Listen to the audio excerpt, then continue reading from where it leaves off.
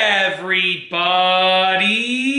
I'm here today to show you and tell you how to cut a steel corner bead. This will be an easy tutorial, so let's get right into the video. I do apologize about stepping off of the camera frame. I have some notes over there and I just wanted to make sure I was following on track with the right video, and I wanted to glance at my notes for a moment to sort of guide the content of this video. Now, a few years ago, actually many years ago, it's probably been about 5, 6, maybe even almost 7 years ago now, I redid my whole basement at my old house, and I pretty much did almost all of it by myself. So I was cutting these steel corner beads all the time. Like it was 1,050 square feet with a few bulkheads, lots of corners. So I cut these like no tomorrow, and I became a professional. Now, the tool that I use, this is actually the exact tool that I use.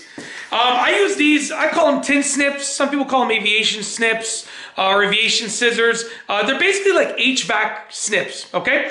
You can see like I use them like no tomorrow because the bolt even fell out, so I have a screw holding them together, okay? So literally, but they still work fine. So essentially, if you're just cutting a straight piece, like you're going, let's say, the corner from floor to ceiling, okay, so you're ending the corner bead on a flat surface, and you are starting it on a flat surface, starting it on a flat surface at the floor, ending it on a flat surface at the ceiling, right? You won't need to cut a 45 as far as I can imagine right now. But what you want to do is, measure and mark your line. So you just use a permanent marker to mark your line because you're going to mud over it anyways. You're going to put like drywall spackling compound over it anyways. So you can use a permanent marker and then you can see it for sure. Make your mark on it. And then a corner bead only has 2 outside edges, okay? And then the rest is all inside. So what you want to do is cut a straight line along that marking, okay? And really, if you hold your tin snips appropriately, I'll try and show you. Let me try and show you on camera. If you hold them appropriately, you can get all the way across with one snip, just like that, right to the corner, okay? You probably don't want to go over the corner because then you might create a bend in it, a kink in it. You want to avoid that. And then the same thing on the other side. So I'm going to do the same cut on the other side. It's going to be hard for you to see, but I'll try and show you right here, okay? Straight across, one snip. Okay, now what you're left with is a little piece hanging. To avoid getting a kink, what you should do is essentially kind of bend and twist it off like that, okay? That's what I did. And what you do is you keep everything tucked in. What you can also do if you want is just take like just a tool, like it can be a hammer, it can be a screwdriver, anything, and you can just give that little edge just the slightest tap just to really make sure. You don't want to bend the corner bead, but if you give it a tap, just like that, and what that does, that ensures that nothing's sticking out, okay? Like I said, if there is a piece sticking out, just get a little hammer and just give it a light couple taps. There you go. Now, it was sticking out the slightest bit, but guess what?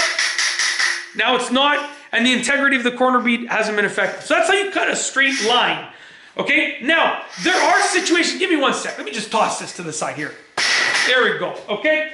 So there are situations in which you're going to have to cut things like these.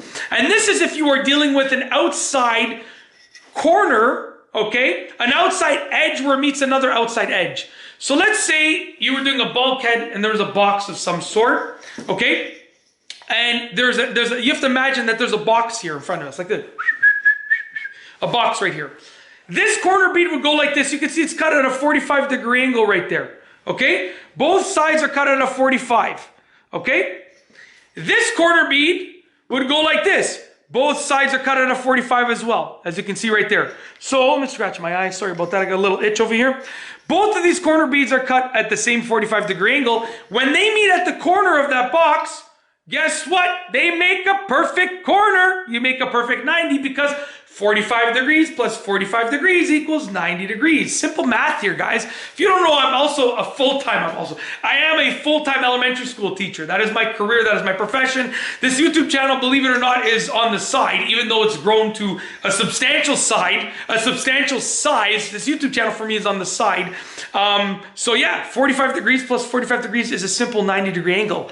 Basic math, guys. Anyways, I'm just kidding.